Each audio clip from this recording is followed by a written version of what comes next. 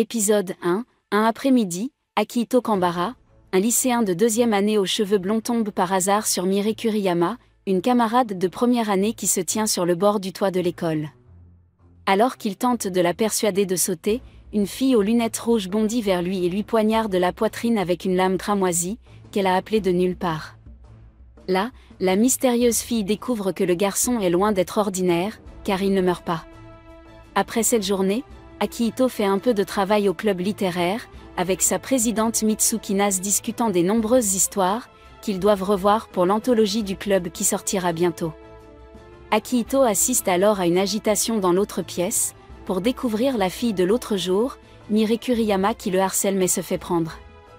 Finalement, Akihito perd son sang-froid en se rappelant les nombreuses blessures qu'il a subies à cause de la curiosité de cette fille qui voulait savoir s'il pouvait se remettre instantanément de blessures même mortelles. Il est révélé que Mire a harcelé Akihito toute la semaine dans le but de le tuer. Cependant, les tentatives de Mire s'avèrent futiles en raison de l'immortalité d'Akihito en tant que demi-Yumu, elle pense qu'il est possédé par un Yumu. Il précise également qu'il est un demi-Yumu et non un humain normal possédé par un Yumu, ce que Mire considère comme sa cible habituelle, en tant que guerrier du monde des esprits. Très vite, Mire se sépare maladroitement d'Akihito qui retourne auprès de Mitsuki. À son retour dans la salle du club littéraire, Mitsuki taquine Akihito mais leur rappelle aussi qu'elle doit veiller sur lui. Elle conseille également à Akihito de ne pas interagir avec Mire, lui disant que sa famille de guerriers du monde des esprits, la famille Nase a juridiction sur cette partie du quartier. Lorsqu'il est confronté une fois de plus à Mire, après l'école Akihito apprend que le clan Kuriyama a été éliminé, en raison de sa puissante capacité à créer des armes à partir de son propre sang, laissant le premier comme seul survivant. Par la suite, Mire poursuit Akihito dans une salle de classe, lorsqu'ils sont soudainement interrompus par un Yumu qui s'écrase à travers la fenêtre, bien que le célèbre Spirit World Warrior, Shizuku Ninomiya s'en occupe rapidement. Akihito invite ensuite Mire à dîner et apprend qu'elle l'utilisait simplement pour s'entraîner au combat, avant de se retrouver avec une question sans réponse. Pendant ce temps, Shizuku tue le précédent Yumu et extrait une pierre de son noyau. Le lendemain, Mitsuki avertit une fois de plus Akihito d'éviter Mire, mais il choisit plutôt de parler avec cette dernière après l'école. Alors qu'il dîne sur le terrain de jeu, Akihito apprend qu'un Yumu a hanté la maison de Mire, en plus de sa haine envers sa capacité maudite ainsi que l'acte de tuer. Ayant de l'empathie pour elle, Akihito décide d'aider Mire à tuer le Yumu et tous deux l'affrontent chez elle. Épisode 2, un Akihito étourdi, est sauvé d'un mal certain alors que Mire repousse une attaque du Yumu, qui s'est manifesté dans l'appartement de Mire et parvient à le faire sortir. Mire se lance alors à la poursuite du Yumu, qui tente de s'enfuir entraînant le combat hors de chez elle et dans la rue. Mire engage un combat féroce, avec le Yumu sur le terrain de jeu et après une lutte acharnée, le frappe près de l'œil. Bien que Mire ait réussi à repousser les attaques du Yumu, les tactiques rusées de ce dernier l'obligent à se retrouver dans une impasse. N'ayant plus la volonté d'aller jusqu'au bout, Mire suggère de le laisser mais finit par le poursuivre après qu'Akihito l'ait averti de la baisse de ses dépenses. Mire et Akihito continuent leur poursuite dans l'espoir que le tuer permettrait à Mire d'avoir un revenu décent. Mire retire alors son anneau, amplifiant encore ses pouvoirs et éclabousse le Yumu de sang acide. Désormais immobilisé, Mire détruit son œil le tuant au passage et révélant une pierre, ultramarine en son cœur. Akihito remet bientôt les restes minéralisés du Yumu à Mire et recouvre la blessure de la main de Mire en signe de remerciement pour l'avoir sauvée. Akihito propose à Mire de la laisser rejoindre le club littéraire. Cependant, malgré ce geste aimable, Mire lui dit qu'elle refuse de rejoindre le club littéraire. Mire s'évanouit peu après. Après cette rencontre avec le Yumu, Akihito ramène Mire chez elle avant de retourner chez lui. Sur sa boîte aux lettres, se trouve une carte postale inhabituellement vierge qui lui est adressée. Le lendemain, Akihito emmène Mire au studio de photo Shindu, la base d'opération d'Ayaka Shindu, un évaluateur officiel de Yumu pour la Spirit World Warrior Society. Une fois sur place, ils sont accueillis par le Yumu humanoïde et Shind, ce qui incite Mire à dégainer instinctivement son épée, avant qu'il ne lui explique les nombreuses natures des Yumu et le processus d'évaluation. Mitsuki se présente, également devant le studio photo et ils se rendent à l'école avec eux.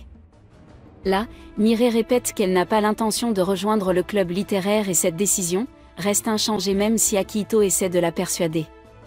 Pendant qu'il est à l'école, Akihito tente de recueillir des informations sur l'agressivité des récentes attaques de Yumu, auprès de Hirumi Nase en vain. Par la suite, Akihito rend visite à l'évaluatrice Ayaka Shind, pour qu'elle lui révèle le contenu d'une carte postale de sa mère YY Kambara, où elle l'avertit de la venue d'un Yumu, connu sous le nom d'Ombre Creuse, un puissant Yumu dépourvu de corps physique.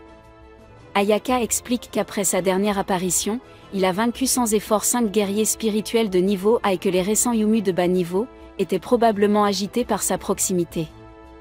Ensuite, Ayaka évalue la pierre Yumu de Miré et elle utilise l'argent pour offrir à Akihito un bol de bœuf, tout en le suppliant de ne pas s'impliquer davantage dans ses affaires, parce qu'elle a tué quelqu'un. Épisode 3. Au milieu de leur humble dîner, Miré demande à Akihito de se dissocier de Miré, pour éviter de le mêler à ses ennuis. Le lendemain, Miré poursuit seul son entraînement à la chasse au Yumu. Miré chasse à nouveau un Yumu de bas niveau, son hésitation à tuer des Yumu se manifeste et Mitsuki apparaît pour le tuer, en utilisant un familier Yumu, pour ensuite donner le butin à Miré. Miré, cependant prend ce geste amical pour de la charité, et elle le rejette et part insulter. Pendant ce temps, à la résidence Nase Miroku Fujima, un officier d'interrogatoire du département d'observation des guerriers du monde spirituel arrive, ostensiblement pour observer le Yumu exceptionnel appelé l'Ombre Creuse. Au cours de leur conversation, Miroku et la représentante de la famille Nase, la fille aînée Izumi Nase, révèlent leur point de vue sur l'existence des Yumu. À l'école, malgré la demande de Miré, Akihito va prendre des nouvelles de Miré. Là, Miré découvre avec stupeur que le Yumu tué par Mitsuki valait 10 000 yens, plus qu'assez pour remplir son estomac. Akihito a apporté l'argent à Miré, elle agit de façon très dramatique mais finit par céder et accepte l'argent après quelques hésitations, mais elle reste inflexible sur sa décision de rester loin d'Akihito. Akihito essaie une fois de plus, en vain, de faire venir Miré au club littéraire et d'obtenir des informations sur ce dernier, auprès de Hirumi. Mitsuki donne ensuite rendez-vous à Akihito à la gare de triage, pour lui révéler des informations sensibles qu'elle a obtenues de Yori Shinomiya. Mitsuki révèle que Miré pourrait s'en prendre à l'Ombre Creuse et qu'elle a été adoptée par le clan Inami, qui a perdu sa fille aux mains de Miré tout en affrontant le Yumu lui-même. Pendant ce temps, alors que l'Ombre Creuse entre dans la ville de Nagatsuki, provoquant une étrange lueur violette sur la lune, Akihito tente d'empêcher Miré de poursuivre le Yumu. Miré raconte à Akihito son lien avec le clan Inami et qu'elle a assassiné son ami YY Inami par peur, après que l'Ombre Creuse l'ait possédé. Cependant, malgré les supplications d'Akihito qui lui dit que leurs vies ne sont pas différentes, Miré l'empêche de partir avec elle. Par la suite, les guerriers du monde spirituel de la région sont chargés de mettre en place des barrières pour guider l'Ombre Creuse hors de la ville. Alors que les Yumu de la région sont de plus en plus influencés par l'Ombre Creuse, Miré se rend aux limites de la ville et se prépare à l'affronter.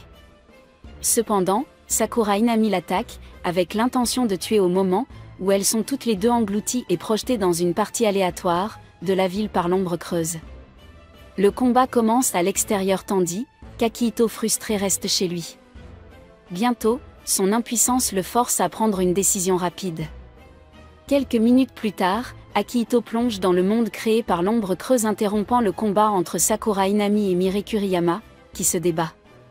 Akihito arrête soudainement l'attaque de Sakura et déclare que Miré n'a toujours pas compris ses paroles. Épisode 4. Alors que Sakura Inami gît immobile, Akihito en profite pour mettre hors d'état de nuire le Miré affaibli par l'anémie. Pendant ce temps, Mitsuki appelle Hirumi et lui demande une faveur pour rechercher Akihito. Bien qu'ayant combattu des dizaines de Yumu, durant les premiers instants de la nuit, Hirumi décide de suivre la demande de sa sœur. Miré et Akihito sont toujours coincés à l'intérieur des illusions de l'Ombre Creuse et en raison de l'incapacité d'Akihito à combattre un Spirit World Warrior et de la fatigue de Miré, ils sont obligés de compter sur les illusions pour confondre Sakura. Akihito et Miré fuient l'assaut de Sakura dans le labyrinthe illusoire créé par l'Ombre Creuse. Arrivant à une réplique tordue de la gare de triage, l'Ombre Creuse se manifeste bientôt sous la forme de YY Inami et tente d'achever Miré.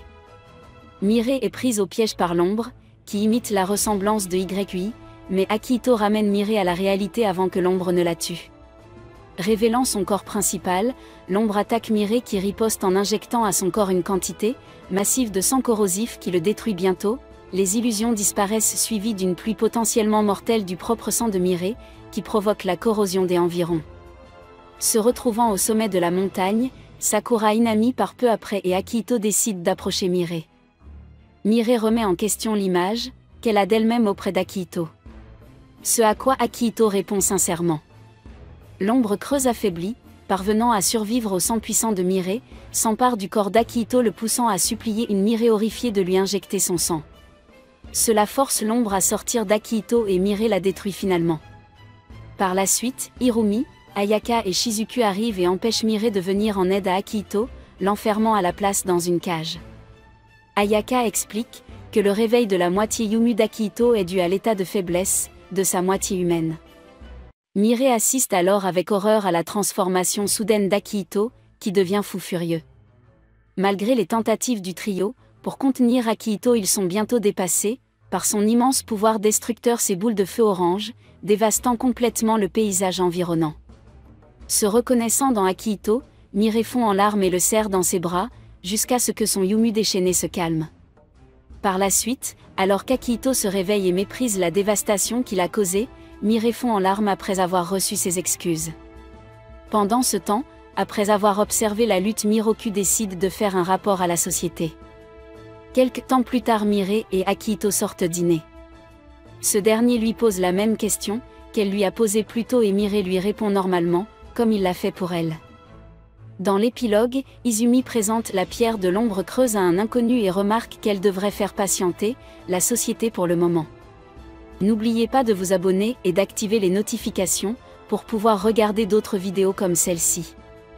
Merci d'avoir regardé.